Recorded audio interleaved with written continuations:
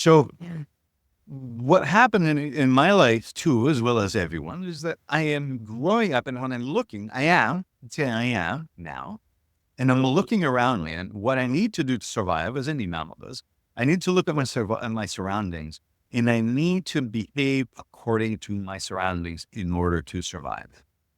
So what do?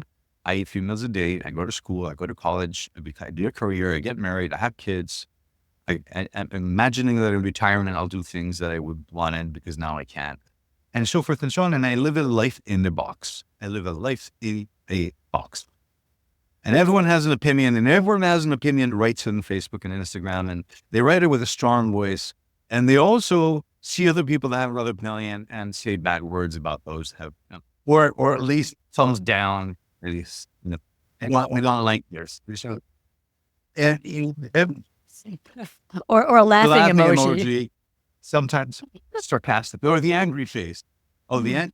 Yeah. If you look at those emojis, and that's all the emotions we have, and it's really, or most people live in. So, long story short, that's the story I lived in. Oh, I'm a successful photographer, successful career. I'm driving a nice car. I'm kind to people, and that's good enough. I go to church 2 times a year, and Easter and Christmas. Like, I'm just doing things according to what is around me. But now, left in the jungle alone, parts of my training was to stay 10 days in part of the jungle alone. Anduro would leave me and would come back and get me because there was no other way I would find my way out of where I was. I fell apart. My reality fell apart. I would look around me, and the only thing I could see was like afraid of if I was going to see a jaguar or some wild animal. And there were a lot of wild animals. It's the jungle. It's the jungle. It's like they're all there. All my meetings with animals were wonderful. No animal actually ever threatened me. But my city person thought that the animals are dangerous because that's what I was taught. By far not true. Of course, if you corner a grizzly or if you attack a puma, it's going to defend itself and will create damage. But overall, no animal will choose to attack a human being, and that's something to be said because it looks a lot like paradise, really. All animals will eventually would like to exchange love and affection, as I mentioned, of course. But here I am alone in 10 days of silence and 10 days of aloneness and 10 days beyond despair.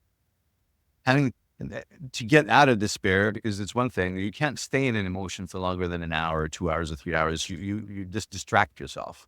You think you're going to be forever in anger. You just park it somewhere so it lives in your liver. You have the stress. You can't be expressing it, so you park it in your spleen.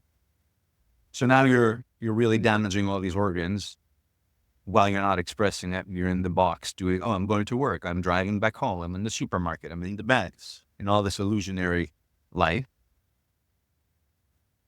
And then you realize that damage done to the internal organs is maybe many times not reversible. It's not possible to heal it, and definitely not through some of the methods that we know. And when I came out of this aloneness in there is that the box crumbled. And, I always thought like, I'm a great photographer, but I still don't feel like I'm reaching my full potential.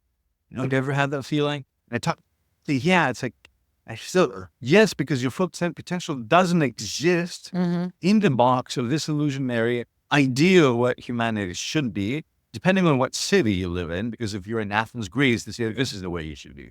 Very different if you're in New York, very different if you're in California, but very different if you're in Peru. The norms are very, very different. What expected behavior and all that are very different if you're in India. And if you behave like an Indian in the United States, they're going to be like, you're weird. Something wrong with you. So we all get into that box and behave as Facebook instructs us to.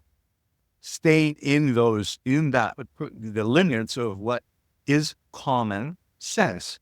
And that's a survival mechanism. I have to be in this common sense, which surrounds me, in order to survive, to be accepted, to be friended, to be given some work, to be able to get some food. I can't get myself pushed out, because I will die. It's like the herd of bisons or water buffalo going across the river all together. They all have to be together, or else the alligator will get us. And that's the mammalian fear we have.